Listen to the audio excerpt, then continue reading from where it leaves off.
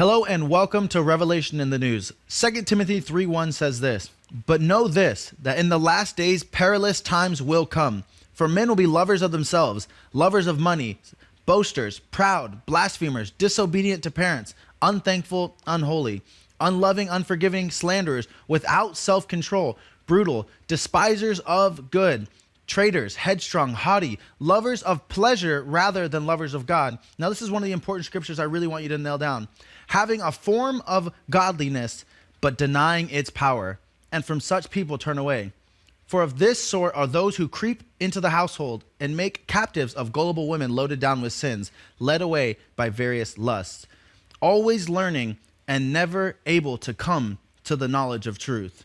If that doesn't sound exactly like our generation right now, I mean, a few of those verses particularly, but always learning, but never able to come to the knowledge of truth.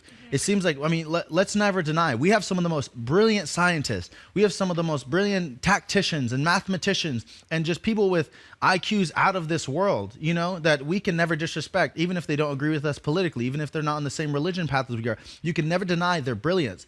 But it seems like they have all this information, but sometimes forget the truth. Yeah. So, I mean, even right now, we're seeing a country that is denying what we in the United States is calling truth right now. So, South American country Paraguay bans material on gender ideology. Paraguay's Ministry of Education banned public schools from using or spreading materials on gender ideology, a move critics say promotes discrimination towards women and LGBT people.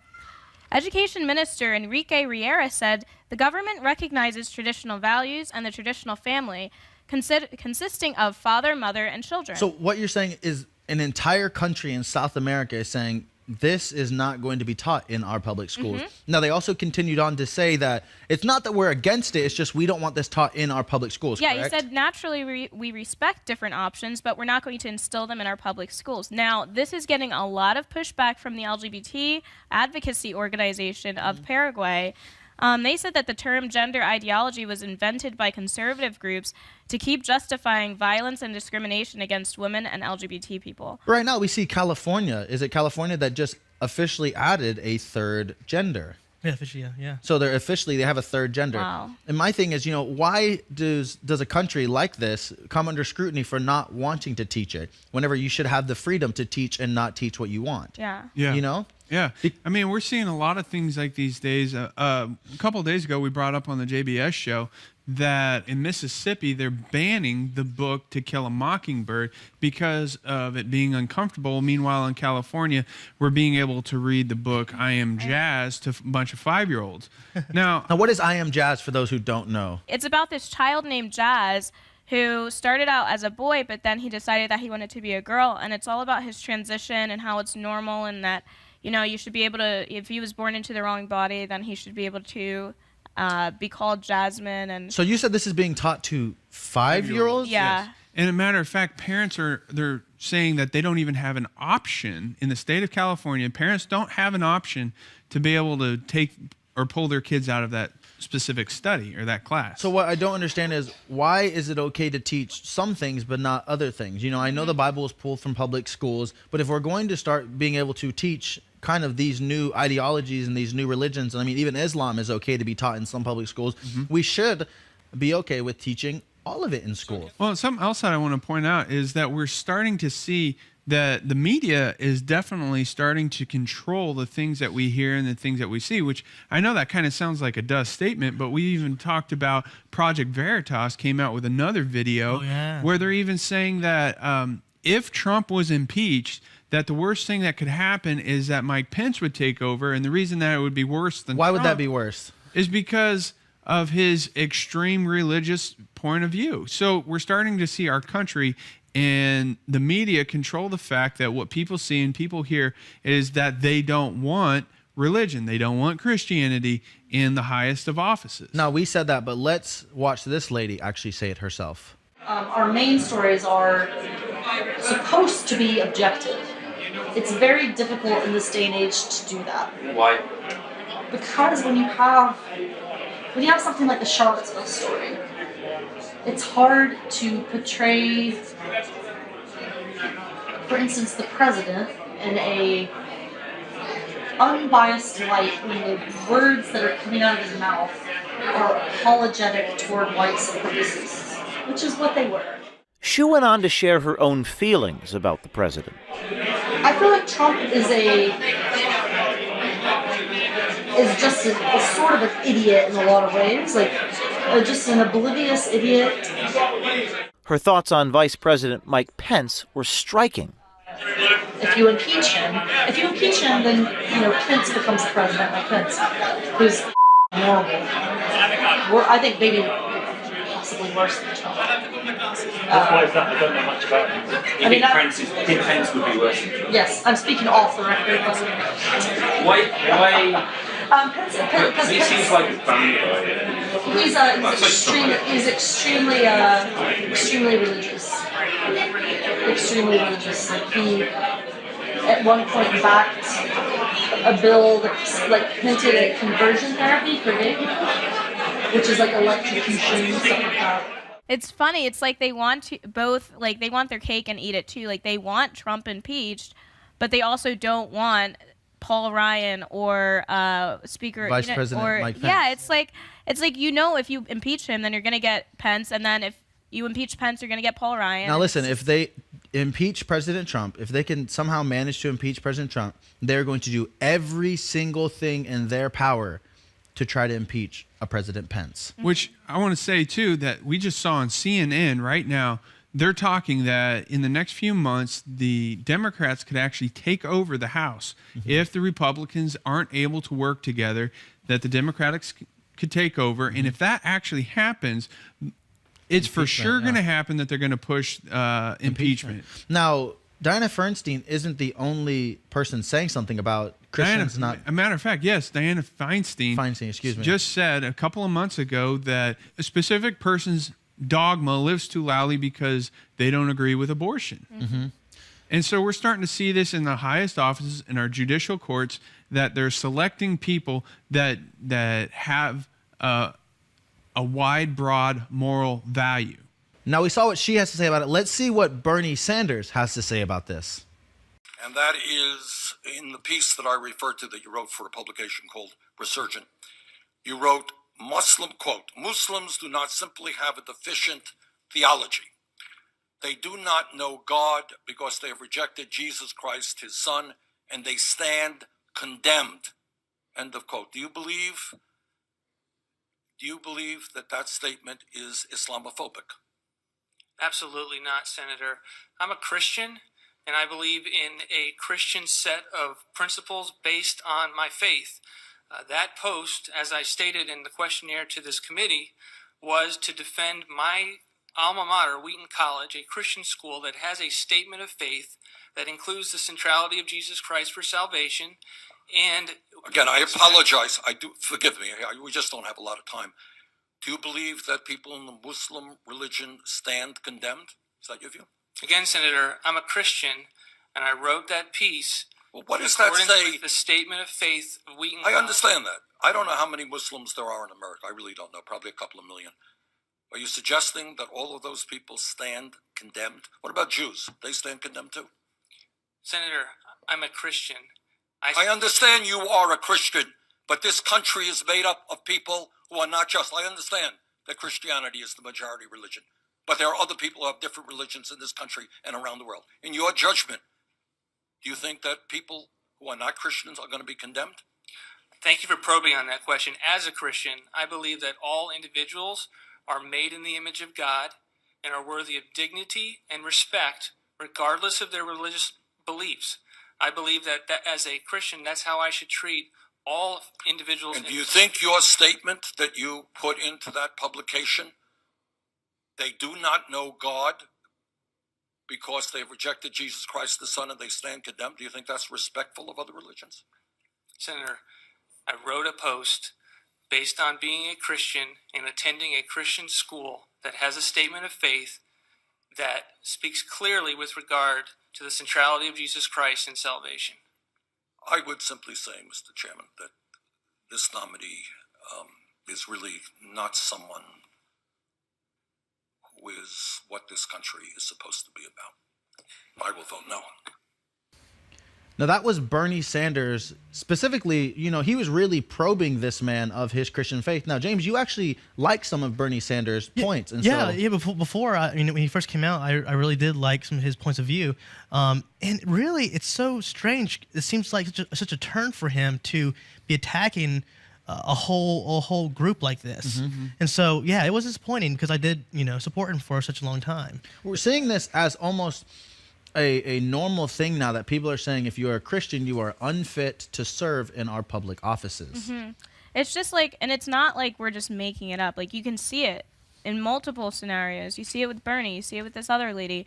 You know what I mean? It's not like we're just fabricating. Well, the thing is, they're not trying to beat around the bush with this anymore. They're getting very bold. They know they're being recorded. They know the whole internet's going to see this. They know the world's going to watch what they say, because these are important people. You can't deny it. They're very important people. So they know what they're saying is being recorded and being, distributed to the masses. So they're actually being bold with this. And it's kind of like Jimmy Kimmel just a couple of days ago. He was on TV and did an interview, and he said, I wouldn't take back anything I said, and even if that means that Republicans and conservatives don't watch my show, he's like, I would like them to watch the show, but obviously if they don't like my opinion, then adios. Well, what the reporter said was, for those who don't agree with you, is it good riddance? He said, well, it's riddance. So I mean, he's been saying like, I don't care if they don't watch my show, and he's saying like, 30-40% of the people who watched him were the Republicans and conservatives. So obviously his views are taking a plunge, but he doesn't care. No. And that's the scary part, is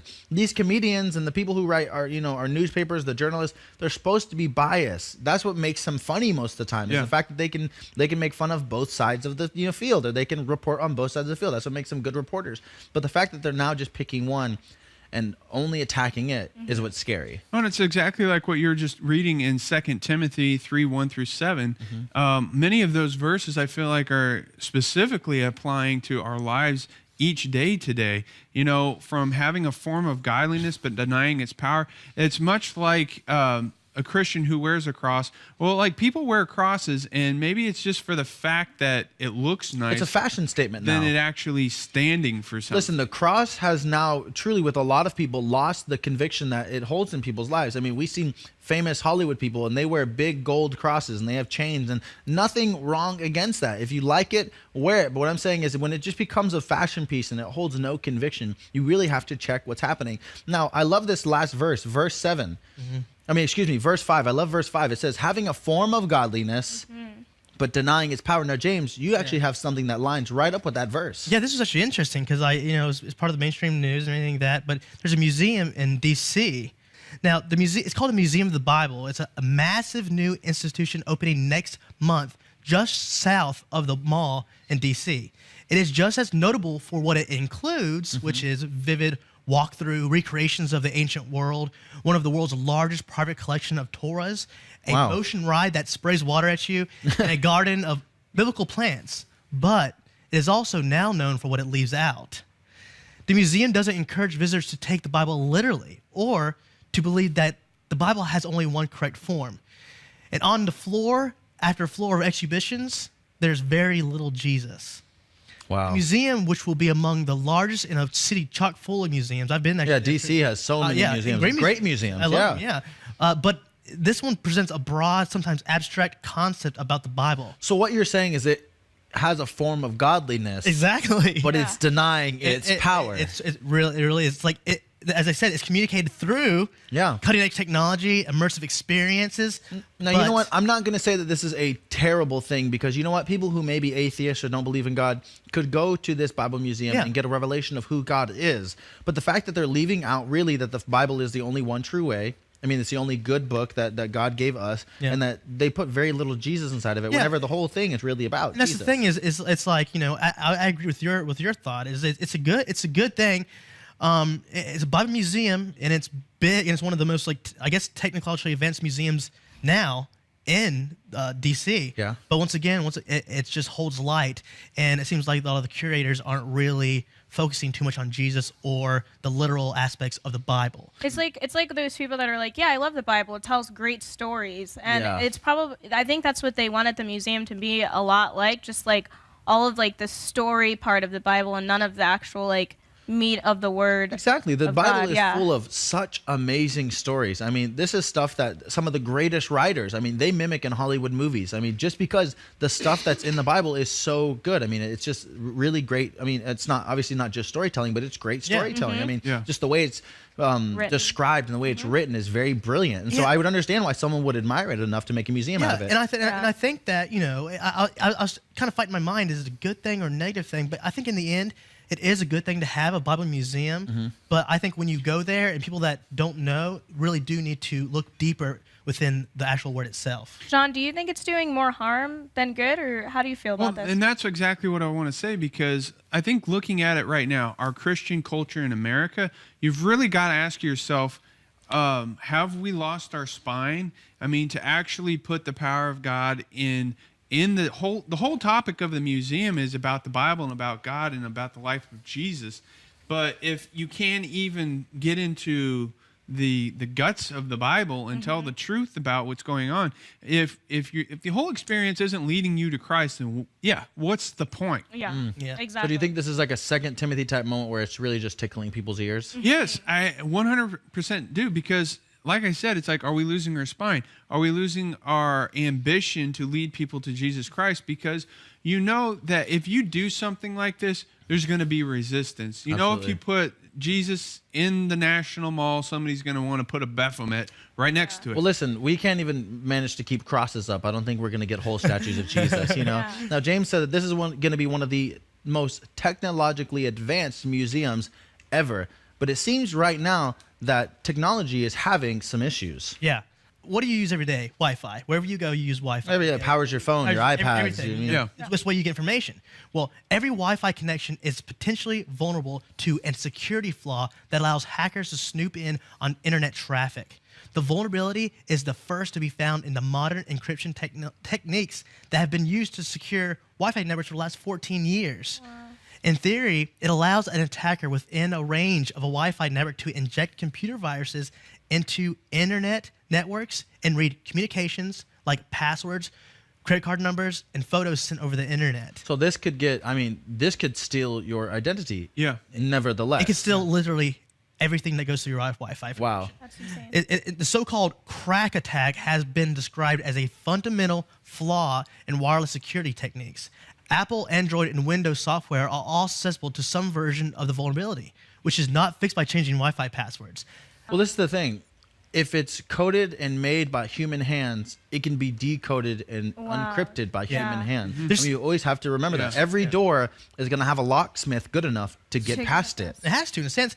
The thing is, this is 14 years of them thinking that this is a crack-proof thing, Wi-Fi. Right. But it's not. See, literally Wi-Fi is that little signal sending all the information back and forth. If someone can hack into that source, they can get literally all your information that's on Wi-Fi. It's quite literally like every day now that we are hearing of like hack attacks, we're hearing of cybersecurity threats, and people's information. Like Equifax just a couple weeks ago was nailed. People's identities, social security numbers, credit cards is all out there and it's floating around. Now, you know, there was a popular website that was in Fox News a few years ago that actually was an escort website, and they had taken all the information, and what they did was they started to extort people. Yeah. Because this website is used by typically like people who have lots of money and they travel, and so what they did was they took the names of these people and they pretty much contacted them and said, we want a certain amount of money so that your wife and kids never find out that you were on this website. Yeah. And there were very big names in this. Exactly, very big names. And so these people would pay whatever money so their wife wouldn't find out they're cheating on them, and so their kids wouldn't have to find out, you know?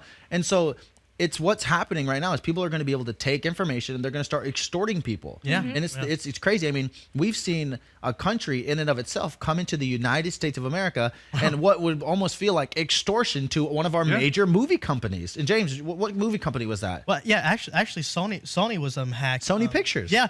Sony had major losses because of this. Major losses, yes. It's all with North Korea. A matter of fact, you know, speaking of North Korea, one of the world's, you know, everybody used to laugh at North Korea.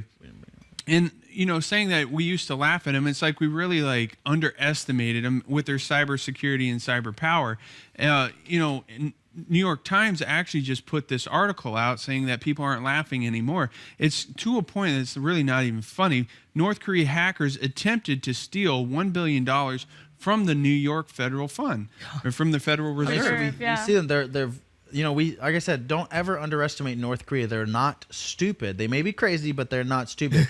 No, just to cap what we were talking about, the movie was called The Interview, and it was making fun of North Korean dictator Kim Jong-un. And so he was so angry about it that he had people working on taking the film and pretty much extorting it here in the United States of America, and they successfully did that. But now they're trying to get actual money. Well, they're not just doing it to the United States just because we happen to be their biggest target. Matter of fact, they were digitally looting an account out of Bangladesh Central Bank, and bankers became suspicious because they misspelled the word foundation. They misspelled it as foundation. So that was a clue, a hint that something was going on. But North Korea was still able to sneak away with $81 million. That's absolutely crazy. Now, we know this. North Korea is running out of money. So, of course, they're going to start trying to, steal. Well, one of the most dangerous attacks that they did is a ransomware attack. Oh, yeah. And what it was, they brought down hundreds of thousands of computers across dozens of countries. This was back in May. This was back in May 2017. But here's the dangerous part. They took down computers in hospitals. Yeah. Wow. Meaning people in the hospitals that need that information flow or even... So that was North Korea. That was North Korea, yeah. Wow. So once again, if I could say this real quick, we were talking back in the back, and I know Pastor Jim and others have said that, the future of war is not on the battlefield, it's on the cyber field. Now, bringing up the term war, North Korea actually has what people would call an army of about how many hackers? 6,000 hackers. Yeah. So what they do is they find students that have like an aptitude for like computer skills. And they send them to China to train them.